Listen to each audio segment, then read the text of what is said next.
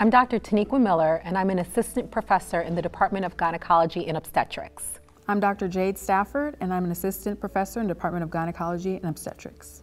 What do you feel are the most significant health challenges that women are facing?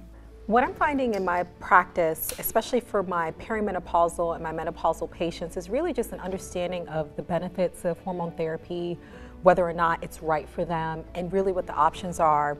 One of the challenges is really to bring women back into the fray to say, no, there's actually some positive gains to be had with hormone therapy. Something that I've noticed, I would say maybe the younger patients, is that they utilize the doctor for problem visits only instead of for routine care and preventative care. I think that's something that I brought up to my patients a lot in terms of educating them about the importance of that care, because going to the doctor only when you have an issue doesn't help the doctor to care for you as a whole. How do you feel that we are helping women address those challenges? I think one of our primary things that we're doing is providing education, because I think a lot of times it's, if you don't know better, you won't do better. Relating to patients, I definitely think as women, especially women of color, we have something to offer to patients all the time in terms of, well, you look like me and you've had similar experiences to me, or you're a woman yourself, so you get these exams and you understand what it's like.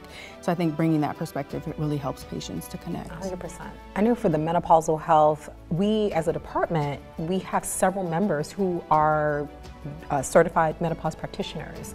And when you look at the state of Georgia, the fact that almost 9 of our providers are within that cohort in the state of Georgia, we pretty much represent a good portion of the providers in the state. So I think that that's our effort as a larger group, as a larger department, to commit ourselves to getting better, knowing more information, and making sure that we're staying up to date with all the information and innovation that's out there. Yeah, I agree with that. Along the same lines, I think we try in every effort to provide evidence-based care and to stay up to date with the guidelines, and so I think that's something unique we bring to our patients. What are you most excited about for the future of women in medicine? There's literature to say that women want to see women who look like them, want to see providers who look like them. And so when I do have patients who may be apprehensive about care, maybe apprehensive about hormone therapy in terms of my menopausal interests, when I have this conversation and I'm very frank with all of my patients in terms of these are the benefits, these are the risks, this is where we are, let's have a conversation about it, they really find me relatable on a level that I feel